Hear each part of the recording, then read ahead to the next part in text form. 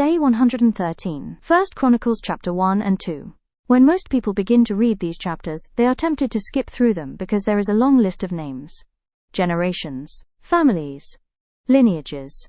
At first glance it feels like history without relevance, but hidden inside these chapters is a powerful truth.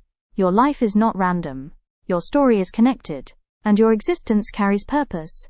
Adam, Seth, Enosh. A simple beginning, but one that traces humanity itself. These were the sons of Israel. A reminder that every great destiny begins with a lineage.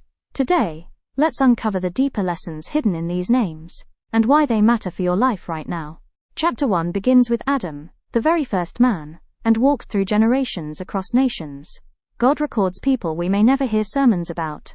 Many of these names appear only once in the entire Bible. No miracles attached. No famous stories. No spotlight. Yet, they are written. Why?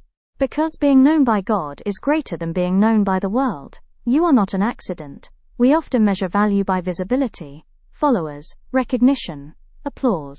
But your significance is not defined by how many people know your name, but by the fact that God does. Even if you feel unseen in your workplace, your family, or your efforts, your life is still being counted. In chapter 2, we begin to see more detailed family lines, especially from the tribe of Judah, and here's something powerful. Among these names are people with complicated, even messy histories. For example, the lineage includes individuals connected to failure, broken choices, and painful situations. Yet God did not erase them from the record. He included them. That means this: God does not build his plans with perfect people. He builds with available people. Your past mistakes, your regrets, your wrong turns, they do not cancel your future. In fact, God has a pattern of weaving imperfect lives into extraordinary outcomes. So instead of disqualifying yourself, position yourself. Your past does not disqualify your future. Something else which these chapters emphasize is generations. Fathers, sons, descendants. Life is not just about what you achieve, but what you pass on. Every name listed became a bridge to the next generation. Some built nations, some built families, some simply continued the line, but all of them contributed.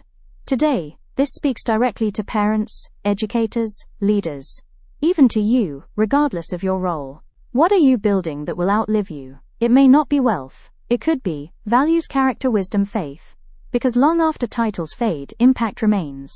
What you build can outlive you. Many of the names in these chapters are never mentioned again. No backstory, no explanation, just names.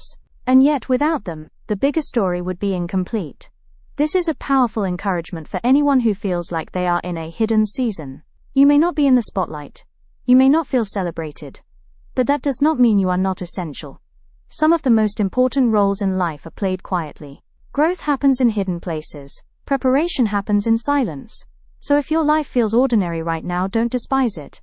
God often does his deepest work where no one is watching. Obscurity does not mean irrelevance.